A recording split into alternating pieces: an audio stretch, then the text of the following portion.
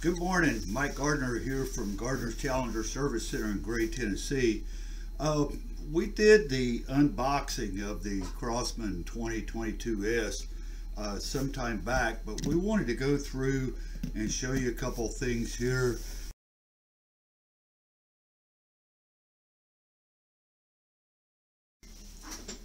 Alright, we've got the rifle out of the box, got it set up on a bipod here, and again, this video is going to be mainly for new instructors. Most of the old instructors out there are pretty confident on how to set the rifle up and get it ready for competition.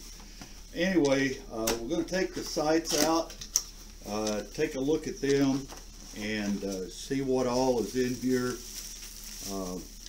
inside the package. We've obviously got the sights. We've shown those before, the front and rear sight.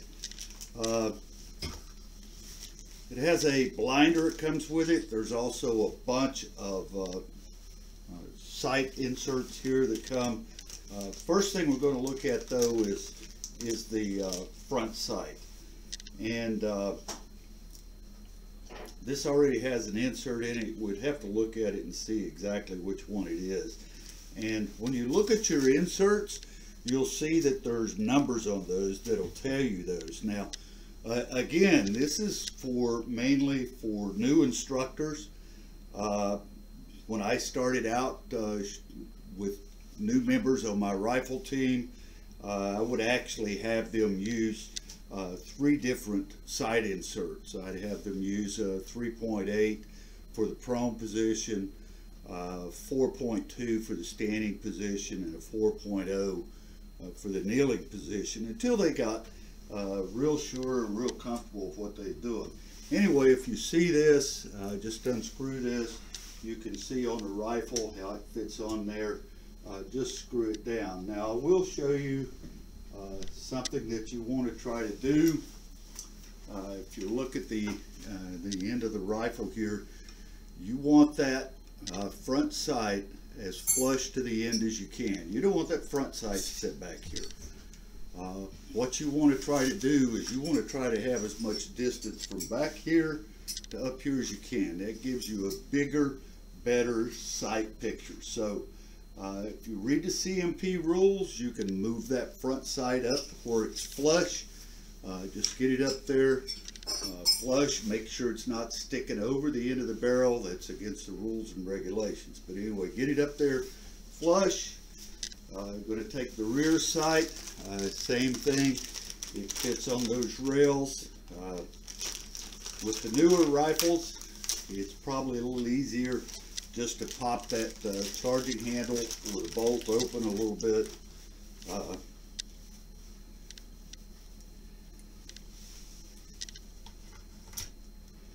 Get the sight, get it lined up on the rails. Now this distance of where the sight sets from here to here, that's going to be dependent upon your shooter. That's going to be kind of dependent upon how they want it set. Same thing with the cheek piece and stuff like that. We'll cover those more again in a little bit, but again, I just wanted you to see you want as much of that distance as you can from your rear sight all the way up to your front sight. That gives you a better sight picture.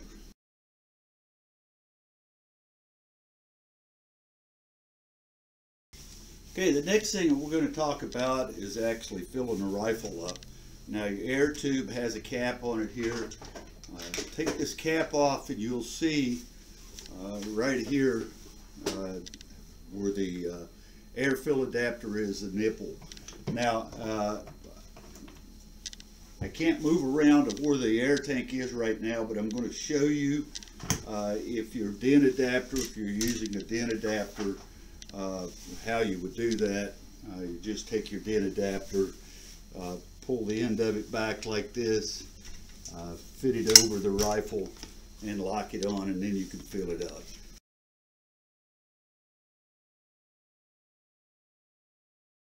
Got the rifle filled up now. Again, a couple of things when you're filling the rifle up, you want to make sure that you cock it before you fill it up. Fill it up. Then once you're done, take the weapon off safe. You're going to put it someplace safe. I'm going to fire it off in a trash can here, but anyway, take the pressure off of it. And now your rifle is ready to go for a shooter. Now, there's a couple things that we do want to look at.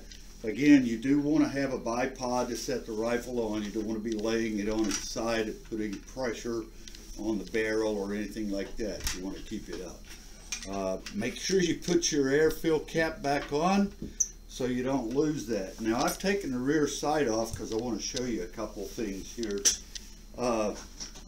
If you happen to unpack your Crossman air rifle and you go to fill it up with air and it's leaking, before you do anything else, give us a call and we'll talk you through on how to correct that, or at least one of the solutions to how to correct that. The other thing that you need to check when you get it out is make sure that everything is nice and tight. There is a screw. Some of the rifles have a Phillips head. Some of them have an Allen wrench screw. This is actually a 4mm screw. If you take that screw off, you can actually pull the stock off. And we're going to do that in just a moment. The other thing is about degassing this rifle. Again, you want to cock it. You want to make sure that it's fired off because you don't want any pressure on that sear. If you try to degas this with it cocked, you're going to end up breaking your sear. Now, there's a couple ways to do this. If you read the manual, it tells you to stand there and shoot it over and over and over, but you can actually degas this rifle. This is a 1/4 inch Allen wrench, and if you look right back in the back here, and we're actually going to take this off the stock. It makes it a little bit easier to do it. That's our recommendation. But if you look right back in the back there, you can see that hole. That 1/4 inch Allen wrench fits down in there, and you can actually feel it fit into the screw. Now, as you can see, this is pretty long, sticking out here. It's not exactly easy to deal with. We do have produced here at Gardner's Challenger Service Center a degassing tool for this rifle. These go for $4 each. I had to ask the boss over here. So $4 each. Anyway, that degassing tool fits inside there. Now, when you're getting ready to degas this rifle, you're going to turn it clockwise, and you got to keep a count on what you're doing. So I'm going to do one right there. The rifle's degassing now. Once it's completely degassed, I'm going to put it back. That little bit of a turn, and then one. Now what that does is that makes that valve, when you're pushing the valve open, that's how the air is escaping. Turning it back where it originally was resets that valve.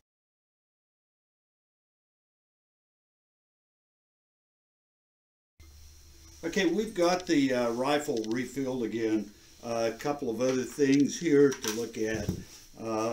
First off, we talked about taking the stock off. And again, it's either going to have a Phillips head screw or it's going to have an Allen head, and this is 4mm. Just take that screw out.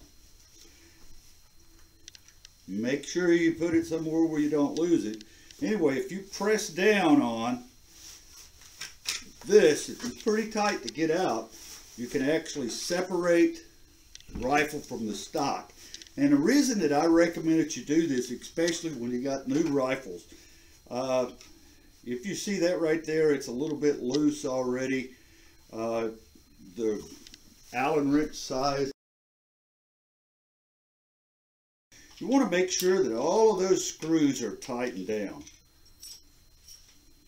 Now, on the top side, right here, you don't want this screw on your bolt tight.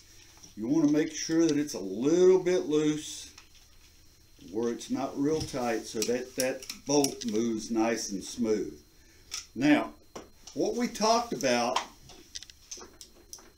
the backside of degassing the rifle, now that you have it off the stock, it's a little bit easier to do.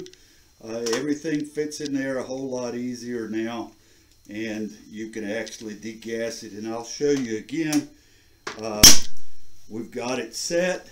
Again, make sure that the rifle's fired off so that it doesn't break your sear. So I'm going to start right here, and I'm just going to turn it till it degasses.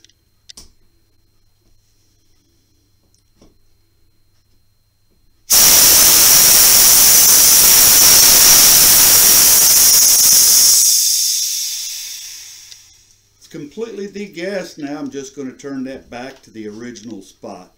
And using our degassing tools, it's a whole lot easier to do.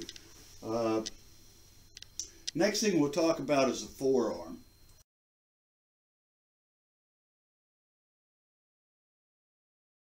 Okay, the really nice thing about this rifle is you can adjust the cheek piece up and down just using the Allen screws here. You can also adjust the length of the stock. So that helps your shooters quite a bit to get them in position.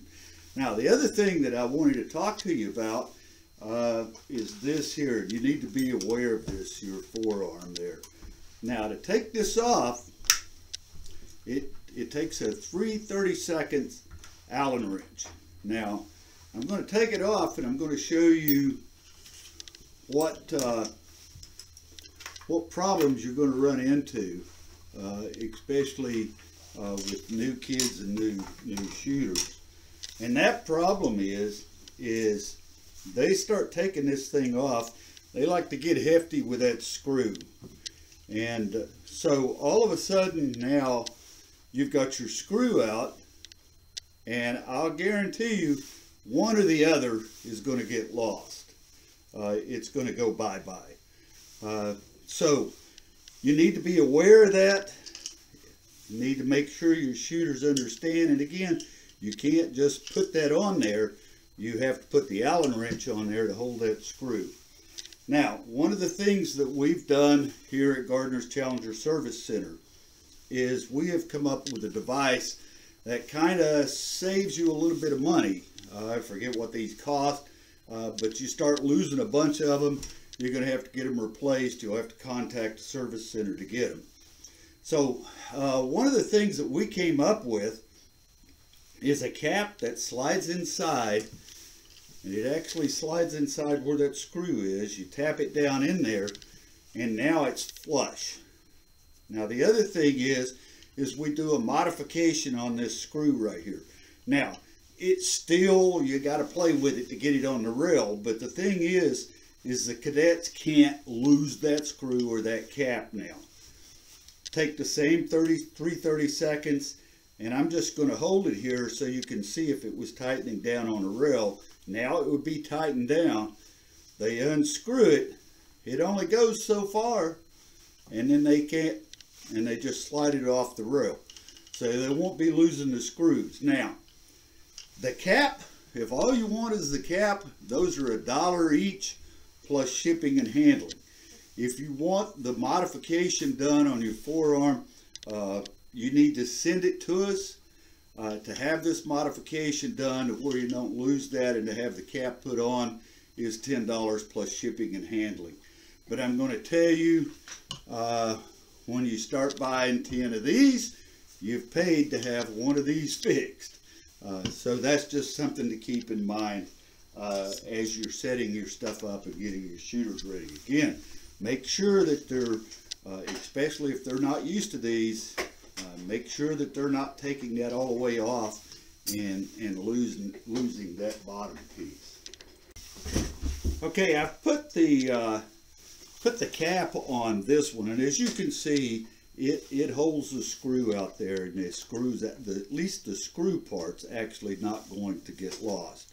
Now they can still lose that cap part if they unscrew it too far, but it helps you from at least losing that. So if all you wanted to do was buy that cap piece, you can purchase that, and you just tap it down in there. It'll help to hold your screw in. And those again are $1 each, plus shipping and handling.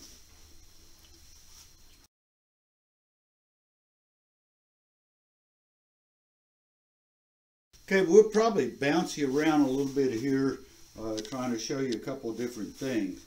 But let's say that you're getting ready to, you have your cadets go on the line. So you need to put the CBI in. Now, CBI, especially for the new instructors, CBI stands for clear bore indicator. Now, as with the 2009s, basically the same thing with these. This is a bore whip. I know it says CBI/bore whip, but why would you want to take your bore whip that you're using to clean your bore and put it on for the cadets to use as CBI? That's number one. Number two, this is too thick. You really don't want to use this stuff. It's hard to feed down inside on the 2021S's. So we highly recommend you just use those to clean the bore. Go to Walmart, Home Depot, Lowe's, Harbor Freight, anybody, and get the smallest weed eater line that you can get. Have your cadets feed that down in there. Just like anything else, you've done a J-Mike course or whatever, you understand about having the CBI going through so that you can understand that the bolt's clear, that the barrel's clear, there's no pellets in it. Now, your cadets get finished. They're on a firing line, they're at a range somewhere, they get finished firing, and they've grounded your weapon. Shooting is done. If the range officer doesn't announce it, they can raise their hand and ask. But what they want to do is they want to discharge this rifle before they pack it up, and we'll explain why in a minute. You don't want to put this undue pressure on your bolt, especially on the 2021s, because your bolt is open. So have them raise their hand, ask if they can expel air or fire the weapon off, fire the rifle off, fire it down range. So they extract their CBI, they're going to close the bolt, they're going to fire that rifle down range, and then they're going to take the rifle and they're going to pack it up. Obviously take off the bipod and stuff.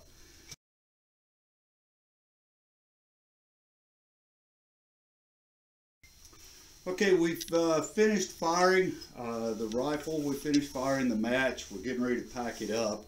We're going to say that the range is down that way, the way that the rifle's pointing right now. So what they're going to do is they're going to take their bipod off, and they're going to lay the rifle inside the case where there's no pressure on it. Now, they want to keep their bipod in there. That's going to be entirely up to the instructor, but I would make sure that it was laying someplace that was totally away from the barrel.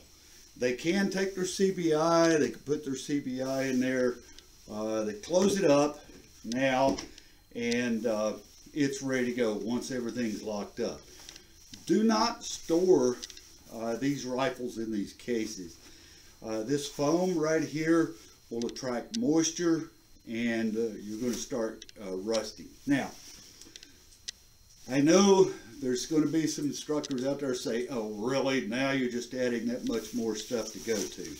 The old 2029s, you put those in the rifle cases.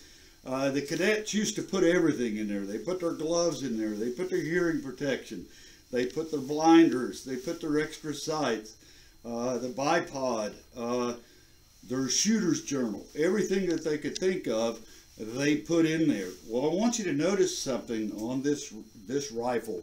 It's about 4 inches longer. The barrel, not the rifle itself, but the barrel itself is about 4 inches longer than the 2009s. There's only this one front barrel band that's actually holding that. It's mounted in back here on the breech, but you got this one barrel band. So there's a whole lot of barrel that's sticking out here. You start putting stuff in there, start putting things in and closing the case on it. Got a glove laying on there, got blinders, got a book, all this stuff that you're putting in there. I personally have not seen it happen yet, but we have been told that there has been some bending to the barrel. So we are doing an upfront recommendation that you keep everything out of there that you can. This bag here, we recommend that you get one. Just issue it to all the cadets. It's their responsibility, just like their rifle is their responsibility. This bag here, it's a rather old one, but it comes from a place called Cheaper Than Dirt. But you could just about go anywhere. Go to Walmart and buy some bags. But anyway, have them put all that extraneous stuff down in there. The gloves, the blinders, all of that. And it's a nice little easy bag for them to carry. Some of you have those big rolling totes that they put stuff in. They could just put this bag down inside of there. Yes, it's a learning curve. They would have to go back and make sure that, hey, I've got everything that I'm supposed to have. But anyway, that's just a thought, a recommendation. I can't tell you not to do that, but that is a recommendation to try to keep as much stuff out, away from this rifle as possible. The other thing, we recommend that you go back and look at our videos for the care of the Crosman Challenger 2009. Just about everything in there is the same. The cleaning cloth, about cleaning the bore.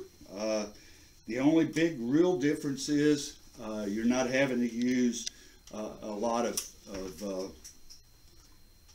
the graphite or whatever back here on the bolt. So again, that's just a quick, this is again mainly for new instructors.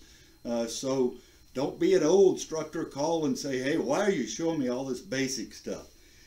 If you're a new instructor, that helps you at least get it set up, get them on a line, get them to start shooting. Now, obviously, as a new instructor, you got to go through the J-Mike course. That's going to help you as far as knowing what to do. I will tell you, as an old shooter in the Marine Corps, coming out to do rifle marksmanship with the air rifle, it's completely different animals. So make sure you're learning how to do it correctly and do it safely, and your team will excel. So again, the things that we touched bases on was getting your sights on, get as much distance between the front and the rear side as possible. That gives you more of an ample sight picture. Don't scoot those sights up, and that's even on the 2009s. Don't scoot those sights up there. All you're doing is shortening the rifle, so don't do that. Again, if you are charging the rifle, make sure that you cock it, charge it up, fire it off in a safe direction somewhere, put it away, or insert a CBI.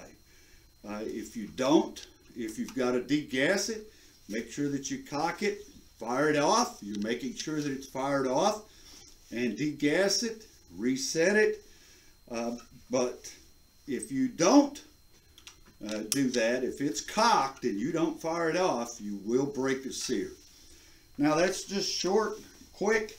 If you have any questions, let me move this up so you can see my face and everything now. But if you have any questions, feel free to give us a call here at the shop, or shoot us an email. The phone number, and my master editor, my son here, I'm sure will put all this up at the end.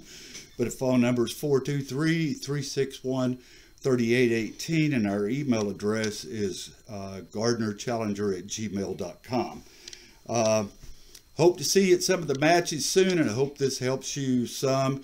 And again, if you have any questions, shoot us an email or give us a call, and we'll help you out as much as possible. Thanks, and have a great day.